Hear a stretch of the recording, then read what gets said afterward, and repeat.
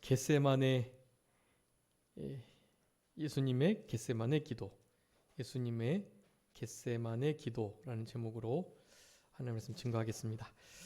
우리 지난 시간에 우리 베드로의 예언에 대해서 말씀을 드리다가요, 제자들 사이에 있었던 큰 자와 큰 자 논쟁에 대한 말씀, 어떤 자가 큰 자인가에 대해서만 말씀드리고 나머지 말씀을 드리지 못했는데요. 빠르게 그 부분을 살펴보고 오늘 본문은 39절부터 46절까지 몇 절이 안 되니까 그 말씀을 살펴보도록 하겠습니다. 일단은 먼저 본문의 말씀을 보면 우리 예수님께서 감람산에서 기도하시는, 다른 그 마태복음하고 마가복음에는요, 병행 구절에 이 감람산에 조금 더 구체적인 예수님의 기도 장소, 거기를 겟세마네라고 표현하고 있습니다. 겟세마네는 왜요? 사인을 벌써부터 주문한다. 네, 겟세마네 기도, 겟세마네라는 조금 더 구체적인 지명인데요. 그것은 감람산 일부에 위치한 장소를 의미한다고 하겠습니다. 그 원어적인 의미는 기름을 짜는 곳, 기름을 짜다, 그런 의미가 있거든요. 겟세마네. 그곳에서 우리 예수님께서 진짜 진액을 짜 바치는, 예수님의 그 진액을 다하는 기도가 실제로 이 의사인 누가가 봤을 때 그 땀구멍에서 땀이 솟아나는데 그 땀이 떨어질 때 아마도 그곳에 실제로 피가 섞여 있을 수 있는 그런 진짜 힘쓰고 애쓰는 그 간절한, 아니 더욱 간절한 기도를 드리시는 그 장면을 그렇게 묘사를 하는 것을 통해서 우리도 예수님의 이 겟세마네 기도를 본받아야 할 것에 대해서 우리 누가복음을 가지고 우리들에게 강하게 말씀해 주신다고 할 수 있겠습니다. 예수님도 이렇게 기도 드리셨으니 우리는 더욱더 기도해야 합니다. 베드로를 향한 예언들, 예수님께서 다른 제자들도 그렇지만 베드로는 진짜 호언장담을 잘했거든요. 그런데 자기 영적 실력은 생각하지 않고 그저 예수님을 인간적으로 사랑하고, 또 예수님이 메시아가 맞으니까 메시아는 이스라엘을 정치적으로, 경제적으로, 군사적으로, 종교적으로, 국가적으로 건져내야 할 분이시니 우리가 그분을 왕으로 모시면서, 주로 모시면서 이렇게 살아가면 나중에 우리들도 한 자리씩을 할 수 있겠지 하는 생각을 하면서 하나님의 나라를 회복할 때가 언제이십니까? 라는 질문을 계속 드렸던 거예요. 그런 마음을 가지고 그렇게 제대로 된 메시아관을, 그렇게 예수님이 말씀하셨던, 내가 넘겨지고 잡혀가지고 채찍에 맞고 결국에 십자가에 못 박히고 죽게 될 것인데 그렇지만 3일 만에 살아나시겠다는 이런 진리의 말씀을 정확하게 구체적으로는 3번을 분명히 기록하고 계시고 그 이외에도 아마 많이 말씀하셨을 거예요. 그런데 그것을 전혀 마음 쓰지 않고 생각하려 하지 않고, 그거는 뭐 우리가 이해하지 못하는 말씀, 갑자기 왜 저 말씀을 하시나 하는 생각을 하면서 그냥 넘긴 거예요. 그러다 보니 베드로를 향한 예언들이 다 결국 맞게 되었던 것입니다. 우리는 이러한 처지에 놓이지 않도록 적어도 깨어서 기도하는, 기도에 깨어있는 그런 우리들이 되어야 할 것. 예수님의 발자취를 다는 따라가지 못해도 예수님께서 하셨던 이런 기도의 본을 보면서 우리는 적어도 흉내라도 좀 낼 수 있도록 그렇게 해야만 하는 것이에요. 다른 병행 구절에 의하면 너희들이 나와 깨어서 1시간도 깨어 기도할 수 없더냐라고 말씀해요. 1시간도. 그러면서 이제 우리 베드로를 향한 예언을 하신 것 중에 하나가 내가 오늘 밤에 닭이 울기 전에 몇 번이요? 3번 나를 부인하겠다. 그런데 마가복음에 의하면 닭이 2번 울기 전에 그렇게 기록되어 있어요. 그러니까 닭이 2번 울기 전 3번 나를 부인하겠다. 그러니까 닭이 한 번 울 때 먼저 부인하고 2번째 부인하고 그리고 3번째 부인하고 나니 닭이 마지막으로 한 번 2번째 울었을 거예요. 그래서 그 2번째 닭이 울었을 때 예수님께서 하신 말씀이 생각나서 통곡하면서 이제 얼마나 가슴을 치는 결국 예수님께서 베드로를 향해서 중보기도 해주셨죠. 믿음이 떨어지지 않기를 기도했다. 그 믿음은 예수님을 부인하는 것까지를 막아줄 수 있는 믿음은 못 됐던 거예요. 그 대신 부인은 했지만 부인한 이후에 가룟 유다처럼 자살하여 죽는 게 아니라 다시 회개하고 돌이켜서 형제들을 굳건히 하게 하시는 그 믿음을 우리 예수님의 기도로 그나마 지킬 수 있었던 것입니다. 그래서 거기에 1, 2, 3 원칙이 있는데 혹시 들어보셨나요? 1, 2, 3 원칙? 우리 153 물고기도 있는데 153마리 예수님 마지막 부활하신 주님이 일곱 제자들이 물고기 잡으러 갔을 때 아주 그물이 찢어지도록 그 고기를 잡게 해주셨는데 그물에 찢어지지 않았고 그것을 잘 건져내서 헤아려 보니 153마리였었다는 건데요. 153 아니고 1, 2, 3 법칙. 1시간 정도를 제대로 깨어 기도하지 못하면 닭이 2번 울기 전에 예수님을 3번 부인할 수밖에 없다. 그런 아주 중요한 영적인 교훈을 우리들에게 해주시는 거예요. 여러분이 1, 2, 3 법칙을 기억하시고 그러니 적어도 하루에 몇 시간이요? 네, 1시간은 기도하셔야 돼요. 1시간은. 다 이제 우리 집사님, 권사님들이시니까 진짜 1시간은 기도하셔야 돼요. 1시간. 물론 1시간 이상 기도하시는 분도 많이 계시겠지만 진짜 그렇게 기도하셔야 돼요. 제일 드리기 좋은 시간은 새벽 시간이고요.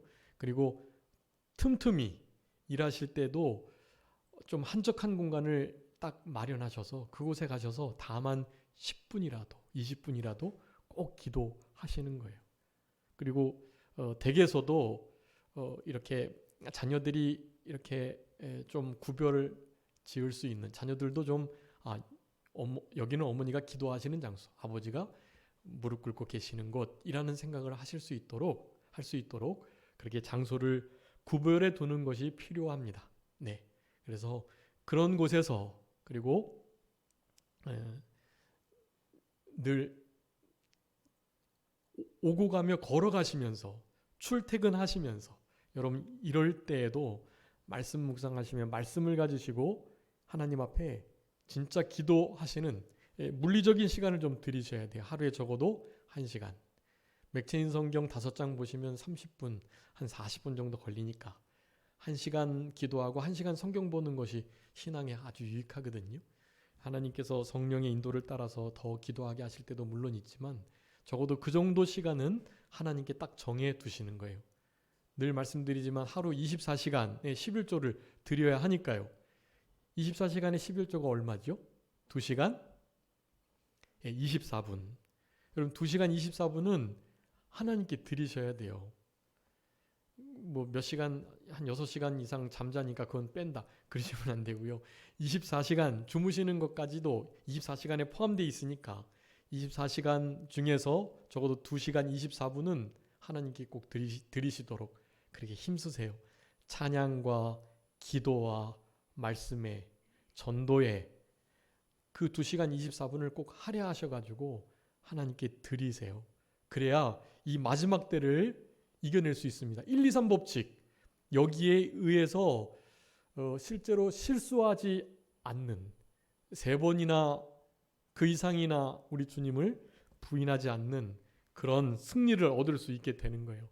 하루에 3번만이라도 실패했으면 좋겠다고 신앙의 거인들은 말합니다. 하루에 바쁘니까 더 기도하고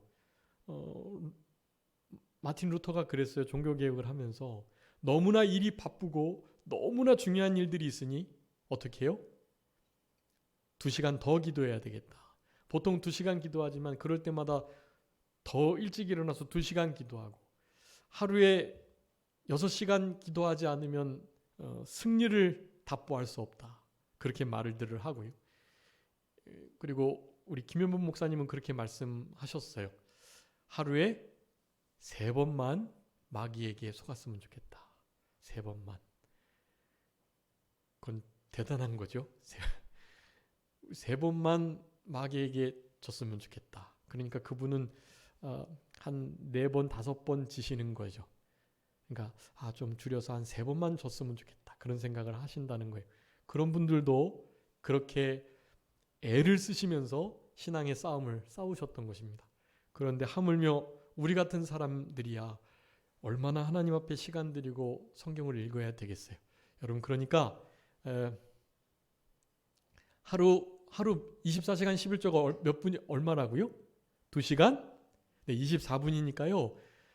넉넉 잡아 2시간 30분, 네, 2시간 30분 잡으시고 이렇게 할애를 하셔가지고 그 시간을 반드시 하나님께 드리셔요. 하나님께.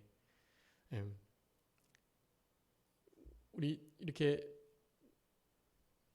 부모님들이 돈 벌으신 것에서 11조 다 떼시지만 자녀들에게 용돈을 주면 자녀들에게도 11조 떼라고 하시잖아요. 사실 11조 2번 떼는 건데 그게 그래도 그렇게 하시는 게 맞아요. 하루 24시간 11조 드렸으니 이를테면 나머지 11조는 안 드려도 된다고 말하면 안 되고요. 일주일에 11조도 드리는 거예요. 일주일에 11조는 뭐죠? 주일이죠. 주일이라는 이 7일 중에 제 7번째 날, 이 하루는요, 이 24시간은 통째로 드리셔야 돼요, 그거를. 여러분, 한 달에 11조도 있을까요? 한 달에 11조도 있어요. 한 달에 11조는 이를테면 한 주간이 한 주간. 한 주간을 특별히 하나님 앞에 더 힘을 써서 드리려고 힘을 쓰셔야 돼요. 그 주간에 이렇게 한 달 내내 못 봤던 성경을 본다거나 기도하지 못했던 시간을 보충하거나 그런 시간을 할애하시는 것이 아주 중요합니다. 1년은요. 1년에 11조인 한 달을 하나님께 드리시려는 마음으로 그 한 달을 조금 더 분명한 이 신앙적 기준을 가지고 한 달을 그 일에 전념할 수 있도록 가끈히 행하는 일들이 필요한 거예요. 여러분 우리의 인생의 11조는 뭘까요? 인생의 11조는 나의 가장 좋은 때를 하나님께 드리는 겁니다. 그런 마음으로 흔히들 선교 사역에 젊은이들이 단기 선교로 6개월에서 1년이 넘으면 장기 선교이긴 한데요. 단기 선교로 헌신을 하는 거예요. 자기 인생을 하나님께 맡기고 드린다는 의미로. 네. 여러분 그렇게 한 이들과 그렇지 않은 이들은 상당히 차이가 있습니다. 그래서 어떻게든지 이렇게 방학 때 진짜 공부할 것들이 많지만 그 공부할 것들, 학원 가는 것들을 띄고 하나님 앞에 수련회에 참여하는 거예요. 우리 휴가가 있지만 그 휴가를 띄워놓고 5월, 8월, 1월 교단 사경에 참여하는 거죠. 여러분 이런 것이 별것 아닌 것 같고 작은 일 같지만 결코 그렇지 않다. 예전에는 이제 저기 고천이라는 기도원이나 또 여기 우리 광주 기도원에 이렇게 막 거기 환경도 안 좋았으니까 이불 보따리 들고 막 일주일 먹을 쌀 지고 가마솥 들고 그렇게 갔었잖아요. 여러분 그렇게 해서 은혜를 받았던 우리들이잖아요. 여러분 그런 때를 기억하면서 하나님 앞에 은혜 받기를, 말씀 받기를 사모하는 심령으로 살아가지 않으시면 1, 2, 3 법칙에 걸려가지고 여러분 하루에도 몇 번씩 예수님을 모른 척하고 부인하고 관계없는 삶을 살아갈 수밖에 없다라는 것입니다. 주님께서 우리에게 주신 이 분명한 사인을 가지시고 예수님과 같이 기도 드리시는 그런 우리들이 되어야 되겠습니다. 여기 습관을 조차 감람산에 가셨다. 습관은 이게 뭐 매너리즘에 빠져서 그냥 원래 하던 대로 그냥 이런 의미의 습관이 아니고요. 규칙적으로, 계획적으로 분명하게 시간을 들여서 그런 의미예요. 감람산에 가셨는데 겟세마네라는 곳으로 가셨던 거예요. 그런데 그곳에 제자들도 어떻게 했다고요? 따라갔다. 여러분, 제자는요, 따라다니는 자예요. 카피하는 자, 그대로 보고 배우는 자, 그대로 흉내내는 자, 그런 의미거든요.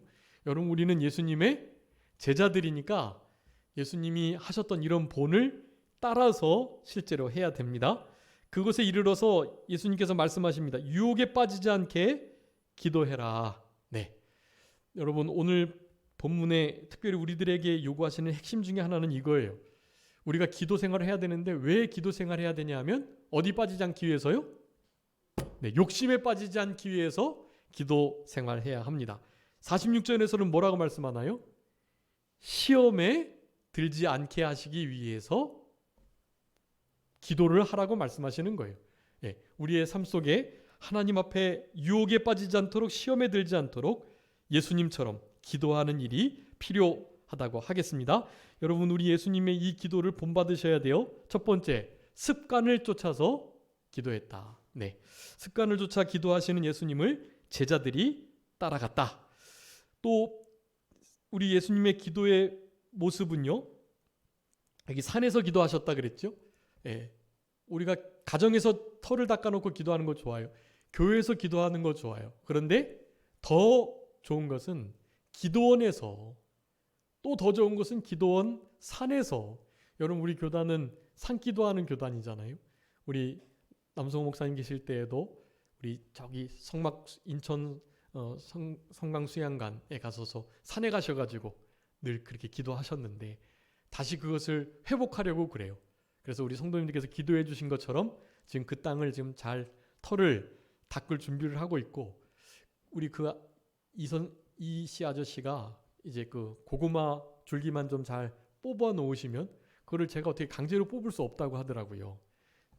계속 지난주에도 문자를 드리고 또 이렇게 연락을 드렸는데 지금 연락이 좀 안 되세요. 그리고 문자를 보시는데도 좀 이렇게 움직이지 않으시는데, 그 전 목사님들이 그분한테 많이 당했다 그래요. 막 그냥 자기한테 땅 안 판다고 욕하고 막 그랬다 그러네요. 근데 아무튼 아직은 저하고 그런 관계는 아닌데, 본인이 이렇게 검은 그 비닐로 그 고랑을 만들어서 쫙 많이 우리 터 쪽으로 그 고구마를 많이 심어놨는데 그 비닐은 다 걷었어요. 그리고 원래 있던 주목도 빼고. 그런데 이제 그 위치에 심겨져 있는 고구마는 아직 거두지 않은 상태예요. 그래서 그것만 잘 거두면, 그러면 거기를 이제 뭐 포크레인 한 대 불러서, 거기 이장님이 또 우리 지다른 목사님하고 잘 알아서 조금 싸게 포크레인으로 하실 수 있다 그래. 그래서 그걸 잘 털을 닦고, 그래서 거기다가 이렇게 하우스 치고, 그러면 그 안에 이렇게 비와 또 눈을 막을 수 있는, 그래서 텐트를 치고 기도할 수 있는, 그리고 그 앞쪽에는 이제 털을 좀 두고 거기다가 우리 늘 하셨던 것처럼 상추나 토마토나 고추나 배추나 무나 이런 거 심어가지고 우리 교회에서 많이 드셨다고 하셨는데, 그렇게 하려고 하니까요. 그것은 부수적인 일이고, 거기를 베이스 삼아서 우리 성도님들이 아직도 그 위쪽에 산이 아주 울창하게 있어요. 거기서 우리 그 성도님들이 기도하셨던 그 플라스틱 의자하고 자리들이 있더라고요. 아직도. 거기에 가셔가지고 기도하시면 하나님이 정말 잘 들어주실 거예요. 습관을 쫓아서 산에 올라가서 기도하셨던 예수님의 기도의 본을 우리가 본받아야 할 것입니다. 41절에서는요, 돌 덜진 만큼 가셔가지고 무릎을 꿇고 기도하셨다라고 말합니다. 이 무릎을 꿇었다는 것은 실제로 무릎을 꿇으신 것이기도 하지만 우리의 마음이 하나님께 낮아지고 겸손해서 기도드리라는 거예요. 우리 마태복음에서는 얼굴을 땅에 대시고 엎드려서라고 묘사하고 있어요. 여러분, 우리 예수님의 이런 자세까지도 우리는 본받아야 할 필요가 있습니다.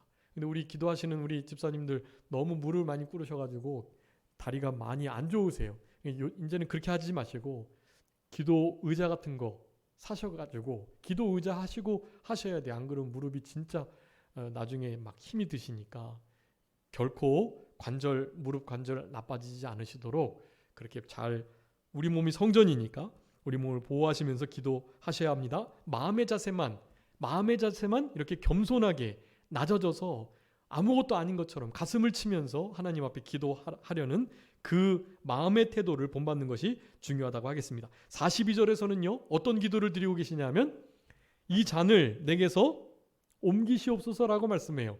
이 잔은 무슨 잔이죠? 이건 십자가의 잔이 아니에요. 십자가의 고난의 잔이에요. 십자가의 잔이라고 하면 우리 예수님이 십자가 지시려고 이 땅에 오셨는데 그 십자가를 지지 않게 해달라고 하면 안 되잖아요. 그래서 십자가를 지시는 것을 간절히 기도하고 계셨어요. 근데 십자가로 인한 고난이 너무나 커서 하나님 앞에 흠 있는 제사가 될까 봐 나의 어린 양으로서의 대속물로서의 희생, 화목제물로서의 나의 이 제물이 그 고난으로 인해서 만에 하나라도 흠이 된다면 안 되니까 사실 이 고난을 좀 비껴갈 수는 없을까요? 하는 기도를 드리신 거예요. 여러분, 택한 모든 인류의 죄를 담당하셨기 때문에 죄가 하나도 없으신, 죄를 짓지도 않으시고 죄를 알지도 못하시는 우리 예수님께는 그 고통이 얼마나 심한지 몰라요. 다른 본문에는 정말 죽을 것 같은 고민 가운데 계셨다라고 표현해요. 우리 예수님이 진짜 죽을 것과 같은 기도를 지금 드리고 계시는 거예요. 여러분, 살이 벗겨진 살에 소금이나 바늘이 닿으면 더 아프잖아요. 우리 예수님은 진짜 속살과 같은 순결한 분이신데 이 죄와 저주, 모든 형벌을 죄인 취급 당하시면서 뒤집어 쓰셨으니 얼마나 고통이 심하단 말이에요. 그 고통을 어떻게 좀 고난을 면할 수 있을까 하는 기도를 드리신 거예요. 그것도 하나님의 뜻이라면이라고 하시면서요. 그리고 하시는 말씀이 아버지의 원대로 하옵소서라는 거예요.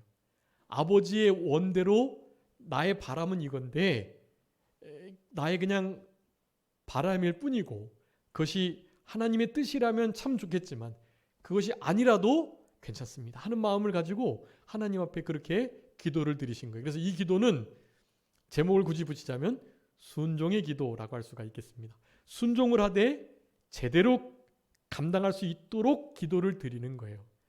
우리의 연약함으로 인해서 바램을 너무나 자연스럽게 아버지에게 말하듯 말씀드릴 수 있어요. 그런데 그것을 주장하시면 안 돼요. 그 일을 통해서 하나님의 거룩한 뜻을 이룸에 있어 나의 기본적인 원함대로 되면 좋겠지만 아니어도 괜찮습니다라는 마음으로 기도하셔야 돼요. 그러기 위해서 이 기도를 우리도 본받아서 이렇게 딱 기도 드리시면 되는 거예요. 나의 원대로 마옵시고 아버지의 원대로 하옵소서. 이 기도를 뒤에 붙이시면 돼요. 죄 짓는 일이 아닌 이상 나의 연약함을 바탕으로 한 나의 연약함을 호소하는 기도 드릴 수 있어요. 예수님처럼. 이 고난의 잔을 좀 비껴갈 수 있다면 그렇게 해주셨으면 좋겠습니다 라고 기도 드리는 거예요. 여러분의 마음의 자연스러운 원함을 당연히 말씀드릴 수 있어요. 하나님께. 그렇지만 그것대로 해달라고 떼쓰시면 안 되고 어떻게 해요? 나의 원대로 마옵시고 아버지의 원대로 뜻대로 하옵소서. 그렇게 기도하시면 돼요. 예수님이 기도하시는 본을 따르면 됩니다. 순종의 기도라고 할 수가 있겠습니다. 그러시면서 그 기도 드리시는 것조차도 사실은 상당히 어려우셨던 것 같아요. 진짜 죽을 고민 가운데 그 고난을 지금 미리 당겨서 지고 계시는 거예요. 그러자 43절에 말씀합니다. 천사가 하늘로부터 예수께 나타나서 어떻게 했다고요? 힘을 더하셨다. 여러분, 천사가 돕는 기도, 이 기도를 우리도 드려야 됩니다. 여러분, 마태복음 4장에 보면 예수님께서 공생의 사역 시작하시기 전에 어디서요? 광야에서요. 40일 금식하시면서 그때도 사실 천사가 돕는 역사가 있었어요. 이것은 예수님의 사역의 처음과 끝을 하나님의 천사의 도움을 받아서 도움을 힘입어서 사실은 그것이 육체를 가지신 우리 예수님의 한계였던 거예요. 육체를 가지셨지만 하나님이시기 때문에 나름 힘을 쓰실 수 있었는데 자신의 신적 능력을 제한하신 거예요. 그렇기 때문에 견딜 수 없는 부분, 그런 부분들은 천사의 도움을 이렇게 받았던 것입니다. 여러분, 우리도 우리를 돕는 천사가 있어요. 수호천사라고 하죠. 예수님께서 어린아이들, 소자들을 함부로 하지 말라고 그렇게 경고하시면서요, 소자들을 늘 날마다 돕고 그들의 여러 가지 상태를 보고하는 천사가, 그들의 천사가 있다고 말을 하셨단 말이에요. 특별히 어린아이들이 사실 이렇게 여러 가지 어려움에 처해서 다치고 그러면 정말 이상하게 진짜 크게 다칠 것 같은데 왜 괜찮은 경우들이 있잖아요. 네, 우리 주만이 주원이도 그런 경우가 몇 번 있었는데요. 완전히 이거 크게 다쳤다 싶었는데 사실은 아주 전혀 괜찮은 그런 일들이 좀 있었습니다. 그 사실은 수호천사가 도와주시는 거예요. 다 보호하시고, 한 어린 영혼들을, 또 어린 육체를 하나님의 천사들이 그렇게 돕는 역사를 지금도 역사하고 계시다라는 것을 우리가 생각하면서, 예수님의 기도를 본받아 이렇게 기도드리면 천사가 돕는 기도를 드릴 수 있다. 그러면서 이제 가장 중요한 44절, 우리 44절 다 같이 한번 합독하시겠습니다. 누가복음 22장 44절입니다. 시작. 예수께서 힘쓰고 애써 더욱 간절히 기도하시니 땀이 땅에 떨어지는 핏방울같이 되더라. 아멘. 여러분, 누가가 의사라고 말씀드렸죠. 그런데 의사의 입장에서 실제로 이 땀구멍을 통해서 스트레스를 강하게 받거나 또 막 진액을 짜는, 막 힘을 온몸에 바들바들 주는 그런 일이 있을 때는요, 실제로 이 땀구멍에서 실핏줄이 터져서 땀과 함께 피가 나오는 경우들도 있다고 하더라고요. 제가 그것을 의학적인 용어로 들었는데 잊어버렸는데요. 실제로 있대요. 예. 우리 예수님이 그런 경우를 당하신 것 같아요. 그냥 비유적인 말씀이 아니라 이 사실을 분명하게 목도한 누가가 묘사한 것이기 때문에, 여러분, 예수님과 같은 이 몸에 이런 변화가 있을 수 있는 이런 애타는 간절한 태도가 우리들에게도 요구된다 할 수 있겠습니다. 여러분, 요한복음 18장에 보면 예수님을 따르다가 베드로가 어디서 부인을 하죠? 모닥불, 화로 앞에서 부인을 한단 말이에요. 여러분, 그 당시에 불을 킬 만큼 사실 온도가 낮은 때였어요. 그때 사실 땀을 흘리기가 어렵습니다. 그런데 땀을 흘리면서 진액을 짜바치시는 진짜 더욱 간절한 기도를, 애쓰는 기도를 드리셨던 거예요. 그러니까 실제로 몸에서 이상이 생겨서 땀과 함께 피가 배출되는 일이 있었던 것 같아요. 여러분, 우리가 자녀들을 생각할 때 애가 탄다고 말하고, 또 애간장이 녹는다고 말하고, 그리고 심지어 힘을 정말 주게 될 때 탈장도 하잖아요. 여러분, 그런 정도의 마음가짐, 그리고 실제적인 몸의 태도를 하나님 앞에 나타내 보일 수 있을 정도의 기도가 요청되는 시대라고 하겠습니다. 여러분, 지금은 그런 시대예요. 그렇게 기도하는 참된 예수님의 기도의 본을 따르는 기도의 사람들을 찾고 계세요. 그런 사람들이 있기에 지금 그나마 이 나라가, 하나님의 교회가, 우리의 가정이 유지된다고 하는 것이에요. 우리 원로 목사님, 지다릉 목사님, 또 우리 교회를 거쳐간 목사님들, 우리 삼정교회를 위해서 지금도 아마 계속 기도하실 거예요. 그런 기도가 계시니 우리 성도님들이 이렇게 지내고 계시는 거예요. 그 누군가는 우리를 위해서 기도하는 것입니다. 누군가 널 위하여 기도하네도 참 복음성가도 있잖아요. 여러분, 누군가 기도하고 계세요. 그런데 기도하는 분이 하나도 없다. 나는 잘 영적 교제, 신앙적 교제 안에서 기도하는 사람이 없다. 그래도 누가 기도하시겠죠? 네, 예수님께서 어디서요? 하나님 보좌 우편에서요. 또 기도하시는 분이 한 분 더 계세요. 네, 성령님께서요. 성령님께서 지금도 말할 수 없는 탄식으로 마땅히 빌 바를 알지 못하는 우리들을 위해서 기도해주고 계세요. 그러니까 걱정하지 마시고 하나님 앞에 믿음으로 살아가기를 결단하시면 돼요. 예수님이 기도하고 계시고 성령님도 기도해주고 계시니 두려워하고 떨지 마시고 당당하고 담대하게 이 패역한 세대를, 이 마지막 말세지마를 이겨나가실 수 있도록 그렇게 힘을 쓰시면서 우리도 예수님처럼 깨어 기도하고 기도에 감사함으로 깨어있는 우리들이 되어야 할 것입니다. 여러분, 힘써야 될 것 많이 있지만 뭐에 힘쓰셔야 되겠어요? 기도에 힘쓰셔야 돼요. 힘 다른 데 쓰지 마시고 어디에요? 기도에 힘쓰세요. 그리고 애쓰셔야 되는데요. 어디다가 애쓰셔야 되겠어요? 기도에 애쓰셔야 돼요. 다른 곳에 애쓰실 때가 아닙니다. 기도에 나의 힘과 나의 모든 애를 쓰셔야 하는 거예요. 그리고 점점 더요. 이것은 비교급을 나타내는데 어제보다는 오늘이 어떻게 해요? 좀 더. 어저께 1시간 기도하셨다면 오늘은 얼마요? 1시간 1분. 그렇게는 기도하셔야죠. 어저께보다 못하시면 안 되고요. 1시간 10분 할 줄 알았죠. 1시간 1분만 하셔도 돼요. 일단은 1시간 1분. 다음 날에는 1시간 1분 30초. 다음 날에는 1시간 1분 35초. 조금이라도 더 늘려가시라고요. 그게 더욱이에요. 더욱 간절하게. 여러분, 간절이라는 것은 진실을 포함한 단어인데요. 진실되게 또 마음을 다하여 전심으로, 그런 뜻이에요. 여러분, 오늘 본문을 통해서 강조하고 싶은 것은 그겁니다. 하나님 앞에 간절함의 기도. 나의 기도에 간절함이 있었나? 라는 것을 돌아보셔야 되겠습니다. 그 간절함에는 말씀드렸던 것처럼 진실 그리고 전심이 담겼다고 그랬죠. 네. 그래서 이 말씀 한번 읽고, 네, 우리 집사람이 또 눈으로 사인을 주고 있기 때문에 제가 한번 말씀 읽어주세요. 시편 145편 18절 19절 말씀입니다. 시편 145편 18절 19절.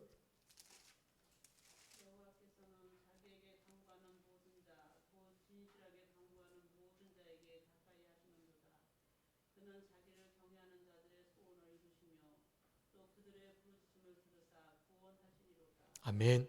여러분, 이 말씀 꼭 기억해 주셔요. 여러분, 어떻게 하는 자의 기도를 하나님께서 진실하게 간구하는 자에게 가까이 해주신다. 가까이 해주신다는 게 가까이 하셔서 귀 기울여 주시고 얼굴을 대면하여 주시고 그 기도를 들어주시겠다는 거예요. 어떻게 해요? 진실하게. 그 진실은 오늘 본문에 간절을 의미하는 것입니다. 그런데 이 진실에는 더 많은 의미가 포함되어 있어요. 일관되게 진리의 말씀을 가지고 그리고 지속적으로 전심으로, 이런 표현이 다 들어가 있는 게 진실이. 그러니까 진실 안에 간절, 전심, 그리고 일관, 진리 이런 게 다 들어있어요. 여러분, 진실되게 간구하는 자를 하나님께서 어떻게 해주세요? 가까이 해주세요. 그리고 더 중요한 원리를 말씀해주고 계세요. 19절. 그럼 19절 한번 다 같이 145편 19절 읽어요. 시작. 그는 자기를 경외하는 자들의 소원을 이루시며 또 그들의 부르짖음을 들으사 구원하시리로다. 아멘. 여러분, 어떤 자의 기도를, 어떤 자의 부르짖음을, 소원을 해주신다고요? 하나님을 경외하는 자. 네. 여러분, 경외하는 자가 얼마나 중요한 신앙의 태도인지 아시겠죠? 여러분, 경외하는 자를 하나님께서 한마디로 건져주시는 거예요. 경외하는 자의 기도를 들어주세요. 왜냐하면 경외가 뭐니까요? 하나님을 제일 두려워하면서도 최고로 사랑하고 그분의 인자를 바라고 악에서 떠나고, 하여간 모든 신앙의 좋은 태도는 거기 다 들어있는 거예요. 경외. 그런 경외함을 우리는 소홀히 여기지 마시고 경외함을 즐거워하는 예수님의 수준에까지, 그분의 장성한 분량에까지 이룰 수 있도록 힘을 쓰셔야 돼요. 그러면 우리가 가지고 있는 모든 문제들이 해결됩니다. 되게 죽을 것 같은 위험 속에서 건져주신다고, 우리들의 급하고 중요한 부르짖음을 들어주시겠다고, 우리를 가까이 해주시겠다고 말씀하셨잖아요. 여러분, 그러니까 경외의 태도만 가지면, 하나님의 말씀을 언약을 기억하고 그분의 말씀을 순종하는, 내가 어느 곳에 있든지 그분이 나를 다스리고 계시다는 신앙을 갖는다면 말이죠. 주님이 나를 창조하셨다, 주님이 나를 빚으셨다, 피조의식을 가지고 살아가신다면 말이죠.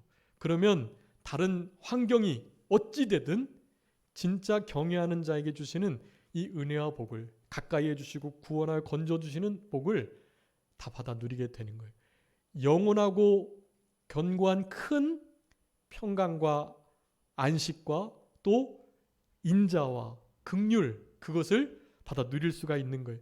여러분, 이런 것이 우리 자녀들에게 유전이 된다면, 이것이 유산이 된다면 이것보다 더 위대한 유산은 없는 거예요. 여러분, 경외하는 신앙을, 특별히 경외의 기도의 신앙을 가지시고 여러분 남은 때 하나님 앞에 들으심을 얻는 우리들이 되었으면 좋겠고요. 진짜 마지막으로 우리 히브리서 말씀, 예수님의 이와 같은 기도를 우리 히브리 기자는 이렇게 표현하고 있습니다. 이 말씀 읽고 우리 다 같이 읽고 말씀을 마치도록 하겠습니다. 여러분, 이런 기도의 예수님의 태도를 본받아야 되겠습니다. 히브리서 5장 7절 말씀이에요. 히브리서 5장 7절 우리 다 같이 한 목소리로 읽겠습니다.